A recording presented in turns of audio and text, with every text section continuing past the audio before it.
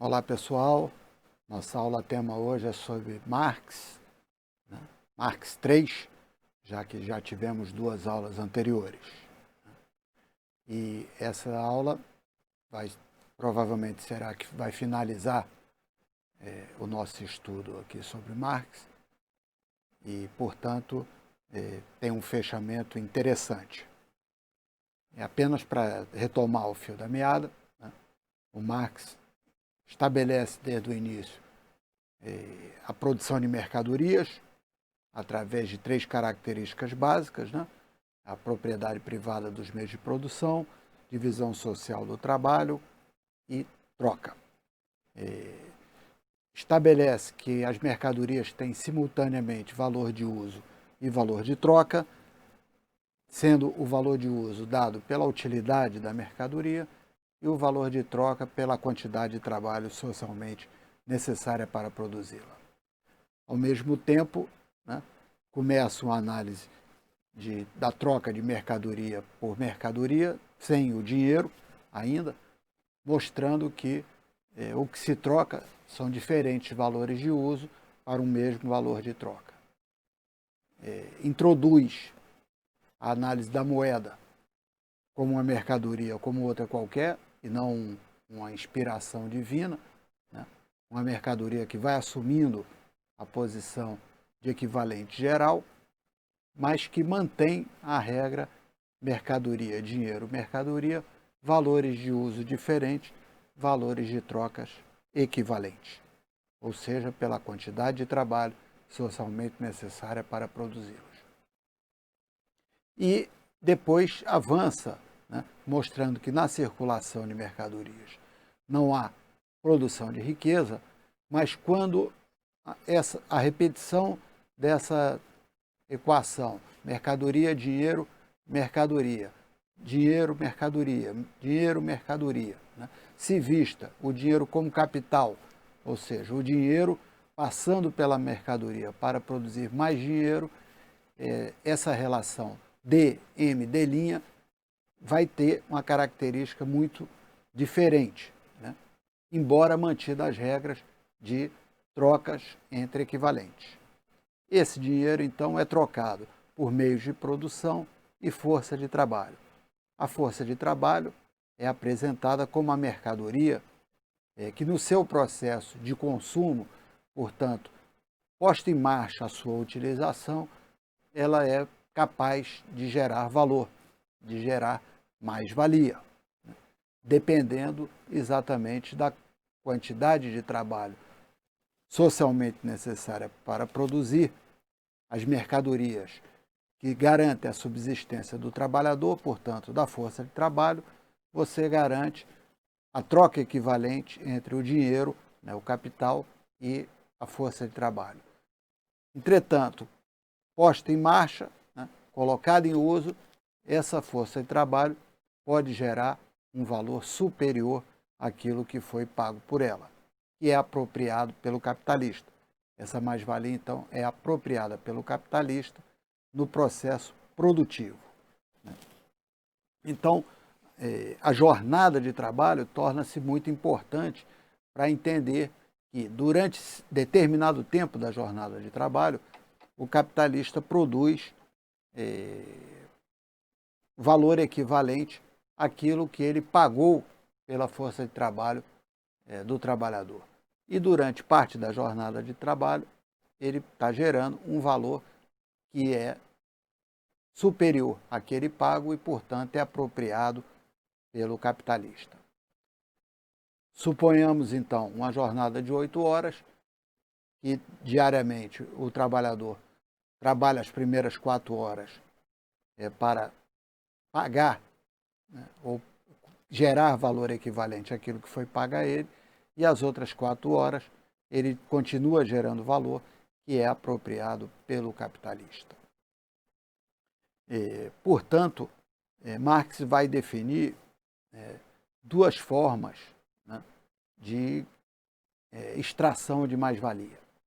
A possibilidade de estender a jornada de trabalho faz com que haja um aumento da extração de mais-valia de forma absoluta, ou seja, Se eu aumento a jornada de trabalho para 12 horas, 15 horas, 16 horas, 20 horas, né, eu tenho uma parte do tempo maior sendo utilizado para a geração de mais-valia. E ele dá a essa configuração de aumento da jornada de trabalho, né, o nome ou o conceito de extração de mais-valia de forma absoluta. Mas também o capital não se prende única e exclusivamente a essa forma de extração de mais-valia, até porque o máximo que se poderia estender a jornada de trabalho era 24 horas por dia, já que mesmo que ele trabalhe mais de 24 horas, ela não seria 24 horas por dia. Então, dado esse limite, o capitalismo tem também, o capital é capaz de obter extração de mais-valia ou estender a extração de mais-valia de forma relativa, ou seja, produzindo em menos tempo o valor que seria suficiente para pagar, ou para o valor que teria sido pago ao trabalhador, né? E isso é feito com a introdução de novos métodos de trabalho, de inovações, de técnicas mais apuradas, aonde durante o mesmo tempo você tem uma produtividade maior e, portanto, produz um valor maior. Essa é a forma que Marx chama de extração de mais-valia relativa. Dentro da mesma jornada de trabalho, você consegue produzir mais no mesmo tempo.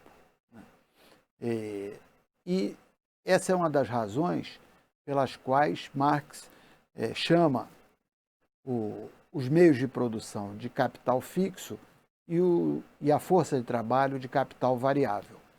Veja bem, isso não tem nada a ver com o conceito contábil de capital fixo e capital variável. Contabilmente, o custo fixo é aquele que não varia com a quantidade produzida.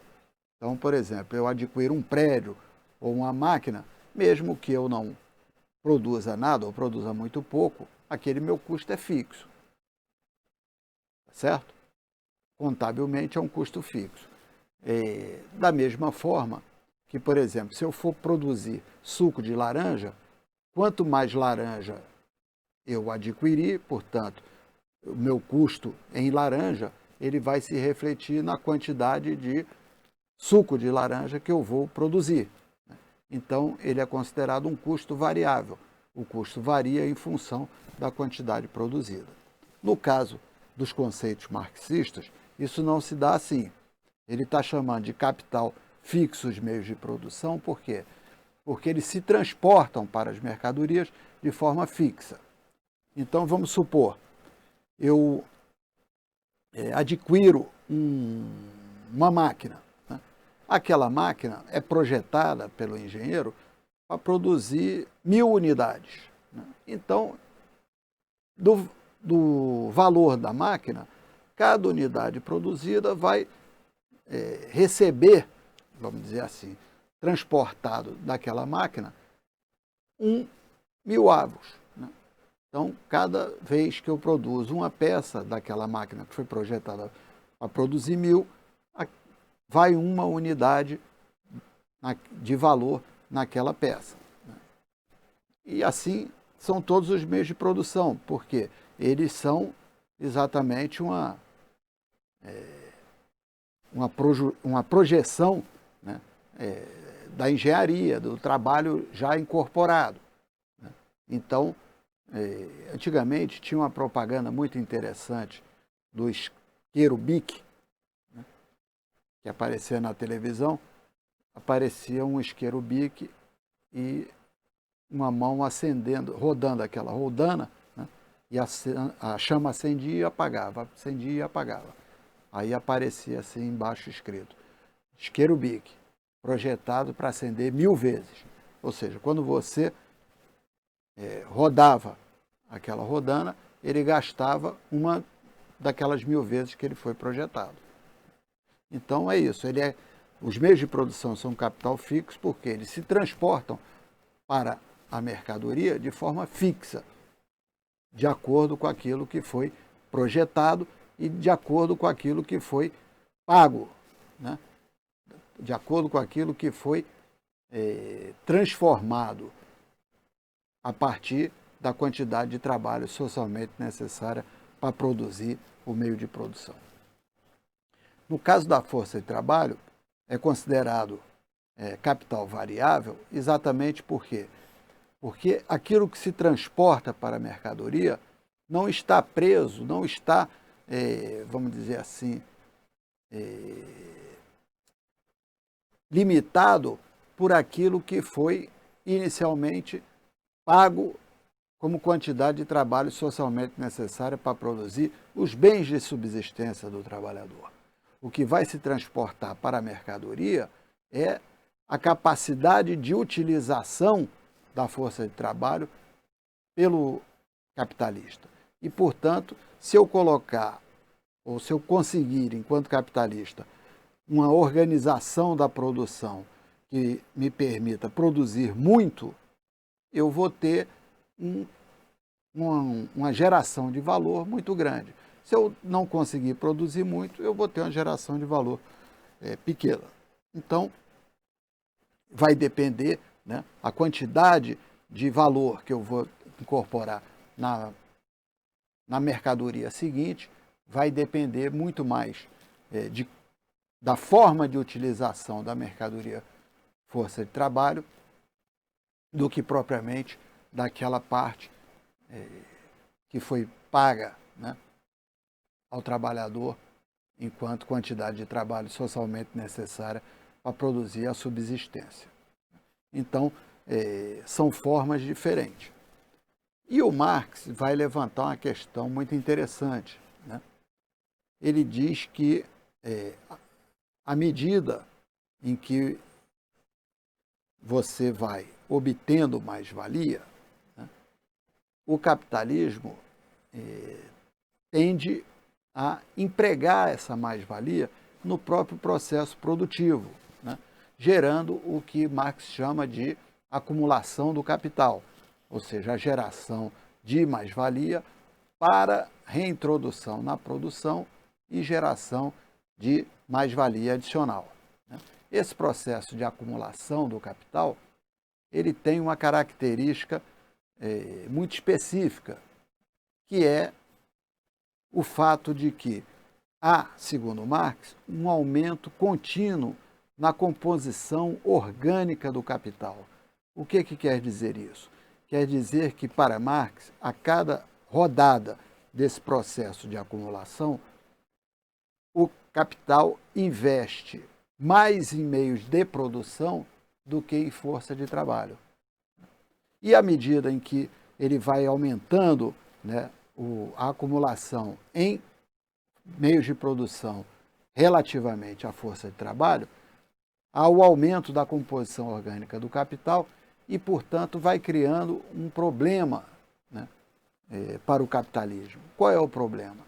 O problema de que a parte que efetivamente gera valor vai se tornando relativamente, né, em comparação aos meios de produção, menor. O que significa que há cada vez um esforço maior, né, para que a força de trabalho gere mais-valia suficiente para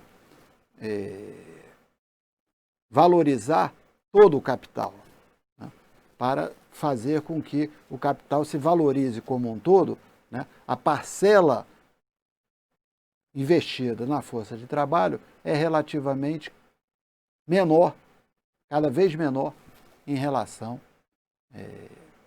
aos meios de produção. E isso vai causando, né, um certo estrangulamento no processo de valorização do capital, uma espécie de dificuldade de valorização do capital total, que acaba se traduzindo em crise, né? O Marx chega a falar até em uma tendência secular à queda da taxa de lucro, mas, independentemente disso, ele consegue inaugurar uma teoria de ciclos, né, onde claramente se observa que o aumento da composição orgânica do capital vai trazendo dificuldade para a valorização e a reprodução desse capital, de tal forma que, em algum momento, o capital não se realiza, né, de forma completa. E, com isso, começa a frustrar, né, as possibilidades de valorização. Quando isso acontece, há uma virada cíclica, há uma redução na atividade econômica, né, e começam a sair firmas do mercado, começam a serem dispensadas máquinas mais antigas, começam a ser mandado embora pessoas, né? E nesse momento também ocorre o que o Marx chama de centralização do capital, né? Que é outra tendência que Marx identifica, que é o processo em que, nos momentos de crise, há uma tendência aos pequenos capitais ou serem simplesmente expulsos, né, saírem, ou serem comprados, adquiridos pelas grandes empresas que se fortalecem nesse processo, que centralizam o capital para ficar mais forte e enfrentar a crise, retirando do mercado aqueles capitais mais frágeis, né?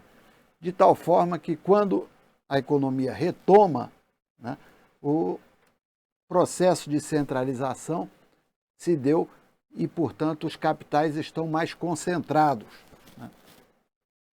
É muito interessante essa análise marxista, principalmente se a gente analisar do ponto de vista histórico, né? No fim do século XIX, o capitalismo estava tão forte, tão pesado do ponto de vista do capital, né? Com grandes empresas surgindo, grandes conglomerados, indústria siderúrgica muito pesada, aquele volume de capital muito alto, ferrovias para todo lado, né? Indústrias de toda a natureza, mas com muito mais capital imobilizado e muita produção de mercadoria, né? Foi quando os países, então, principalmente logo no século XX, a Alemanha, Itália, que se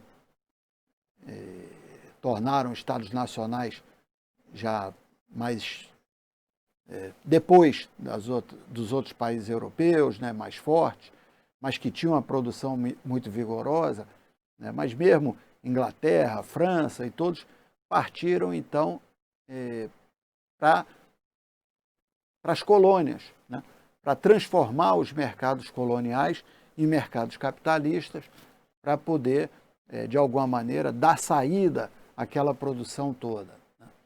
E é aí que, principalmente, Lênin e Rosa de Luxemburgo falam que o imperialismo é a etapa derradeira do capitalismo. É onde o capitalismo vai encontrar uma última oportunidade de colocar os seus produtos, né, de transformar áreas não capitalistas em áreas capitalistas e colocar os seus produtos que estavam em excesso, né, no mercado nacional daqueles países. Isso se deu no início do século XX, né, um processo de saída, né, dos países centrais para os países coloniais ou ex-coloniais, né, mas talvez não tenha sido suficiente, né, e provavelmente as guerras também contribuíram bastante para a destruição do capital. Se a Primeira Guerra não foi suficiente, a Segunda Guerra Mundial foi muito suficiente para isso, né? Destruiu toda a produção e a capacidade produtiva europeia, japonesa, né? E trouxe ao mundo uma configuração diferente, com um polo dos Estados Unidos muito forte, do ponto de vista industrial, principalmente, um polo soviético muito forte do ponto de vista industrial, mas a Europa bastante destruída, né? Então, permitiu todo um processo de reconstrução do capital, né? E fez com que a economia mundial crescesse por bastante tempo. Esse processo, ele até hoje está aí funcionando, né? O capitalismo tem se revigorado, se rearticulado, né? Por volta de 1965, a produtividade começou a cair tanto no mundo capitalista quanto no mundo soviético, vamos dizer assim, né? No mundo socialista, mas logo depois, na década de 80, né? O capitalismo começa a retomar seus níveis de produtividade e hoje em dia está produzindo aí uma nova revolução técnica, um novo paradigma no processo produtivo. O Marx vai ter até uma certa, não diria que uma visão, mas vai fazer uma análise interessante, mostrando que o mundo ia ser, de alguma maneira, o mundo industrial ia ser dominado pelas sociedades anônimas, né? Grandes empresas no regime de sociedades anônimas, mas ele não estende muito essa análise, até porque já está na parte final do Capital e ele não foi ele que escreveu, já tinha falecido, né? Mas, de qualquer maneira, Hilferding vai retomar essa posição marxista do mundo financeiro marxista, vamos dizer assim, né? E vai mostrar como é interessante, né, a capacidade que o capitalismo teve de se tornar mais móvel dentro daquele ambiente muito pesado, muito investido em imobilizado, em meios de produção. Por quê? Porque você capta os recursos pela sociedade anônima, investe na empresa, aquele capital fica imobilizado ali em máquinas, equipamentos, edificações, etc. Mas o lançamento das ações em sociedades anônimas permite que um capital financeiro, um capital acionário, né, se torne representativo daquela imobilização, mais móvel. O mercado de ações ele é perfeitamente móvel. Então, uma parte do capital fica imobilizado, mas a sua representação se torna móvel. E isso é muito interessante, né, porque também permite uma mobilidade que nem Marx mesmo podia imaginar naquele momento. Mas, enfim, o Marx vai identificar nessas contradições capitalistas, né, principalmente no fato desse grau de centralização do capital, uma dificuldade muito grande do capitalismo se manter, porque cada vez mais você vai ter poucos proprietários do meio de produção com toda a riqueza, né, e um grande contingente cada vez maior de trabalhadores que continuam no nível de subsistência. Só que esses trabalhadores teriam, né, que estar muito mais mobilizados, muito mais sindicalizados por conta das empresas capitalistas. E ele imaginava que, diante das dificuldades de reprodução do capital e diante do grau de mobilização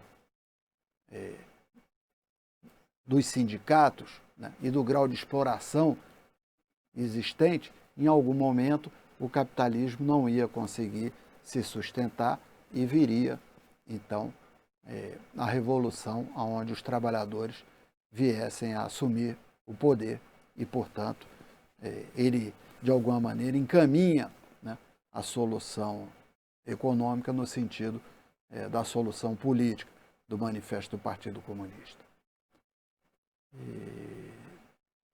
É isso, né? Marx é muito rico, mas nós não temos um curso inteiro para trabalhar.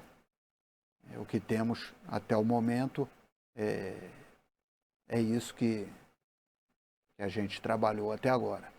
Então, eu espero que tenha sido proveitoso para vocês. E então ficamos agora para as perguntas que porventura tenham sobre o assunto. Muito obrigado.